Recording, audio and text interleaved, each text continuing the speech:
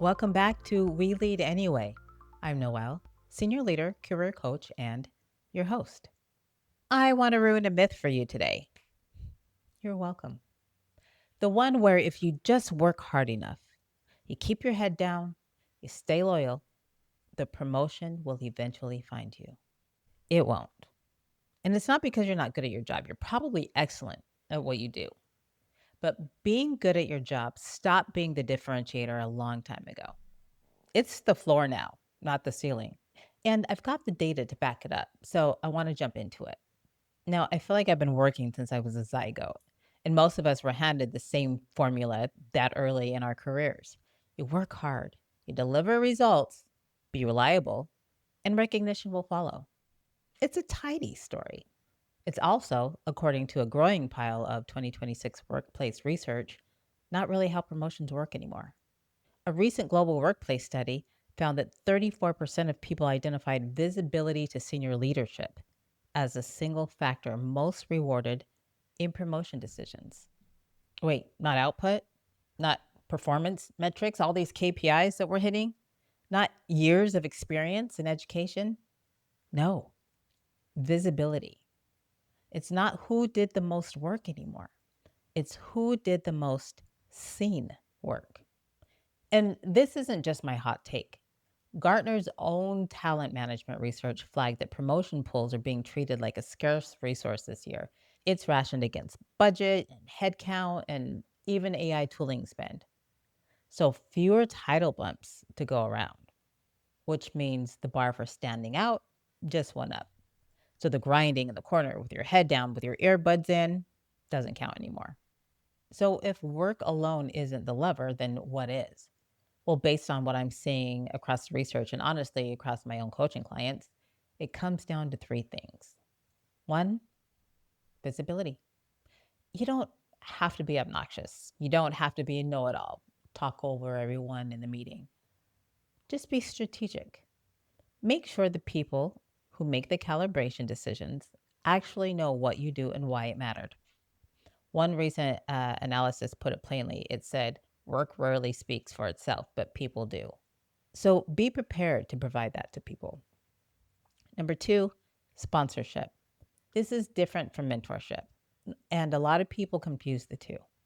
A mentor gives advice. I got to put this candle out, y'all.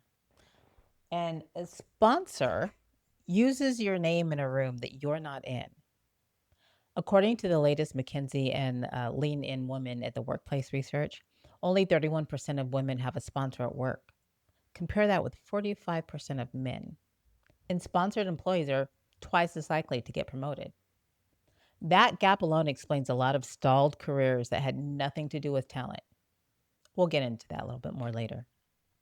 Number three, a documented case. I call this the receipts folder. The people who get promoted aren't hoping their manager remembers that one project from March. They're walking into the promotion conversation with a clear, specific case for why they're already operating at the next level. And this isn't a case of arrogance or entitlement.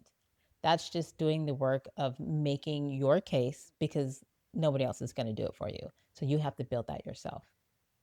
When I was working on becoming a director, I took the job description of the director and put it in a spreadsheet. And I probably shared this before. And then on another column, I put all the work that I did and that met the director job description. It was a no brainer.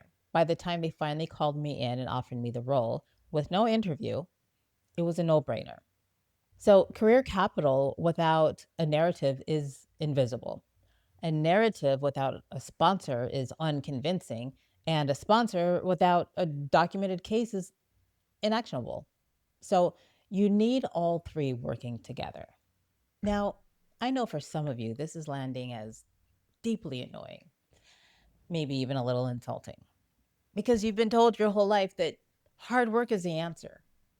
And now I'm telling you it's necessary, but not sufficient. So let me offer a reframe. Visibility, sponsorship, and a documented case aren't office politics. They're professional positioning. And once you stop treating them as somehow beneath you or cringy or something that you just don't do, you stop losing ground to people who understood this game earlier than you did. It's all a game. You just got to be strategic. There's also a workplace geography piece to this that doesn't get talked about a lot. Employees who are less visible physically, whether that's remote work or just being outside the inner circle, have historically been promoted at meaningfully lower rates than the people with more proximity to the decision makers. Proximity is a plus.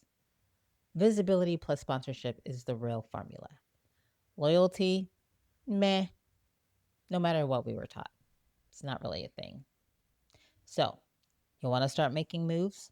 Go find one person in the next 30 days who could sponsor you, meaning someone senior enough in your organization to advocate for you in rooms that you're not in, and start building that relationship with actual usefulness, not a coffee pitch. In my career, I had amazing angels who pounded the table for me. Eleanor Lodman, Chaz Miller, Steve Warfield. These are people who pounded the table for me when I wasn't in the room. And for that, I want to say thank you. It has positioned me to make more money than I've ever made, to have more incredible experiences that I've ever had, to be over more organizations than I ever thought that I would be in charge of. So thank you so much for that. I appreciate you, and I will pay it forward. Now, for the audience, start a receipts folder today. Call it a smile file or whatever. But every project, every measurable outcome, every time you solve the problem nobody asked you to solve, 6 months from now, you'll have built a case instead of just, oh, I think I remember doing this or that. I even put Slack messages and emails from peers, the president, uh, not of the United States, of my company, cross functional partners that took the time just to say, hey, thanks, or you killed it today in whatever meeting it was. And practice talking about your work out loud. It's not bragging, you're narrating. There's a difference, and your career actually depends on knowing what that difference is. I'll end this by saying hard work still matters. I'm not telling you to stop caring about the quality of what you do. I think the people that listen to this probably have integrity enough to say, no, I'm trying to do better. I'm trying to be better. So I don't doubt that you'll keep the quality of your work. I'm just telling you that the quality alone was never going to be the whole story. And pretending otherwise is how good people, talented people stay stuck while watching less qualified people maybe move up faster. So it sucks that it's a game, but play it with your eyes open and just know that's not selling out. That's leading anyway. All right. Oh, this, you asked what this is? Yeah. Let me show you. This is my wife's memoir. Yes, it's called Healing Rage in the Rhythm of Haiku by Tara Ramsey. It can be found on Amazon. And each poem bears a poignant childhood memory and illuminates why she is the powerhouse that she is today. With over 25 years of experience, she offers writing workshops to teach people how to use writing as a healing tool. I'll put the link below. You're welcome. Now, drop a comment and tell me, have you ever watched someone less qualified get promoted over you? What do you think the actual difference between you two were? And if you have a topic you'd like me to discuss, email me at noelleadsanyway@gmail.com.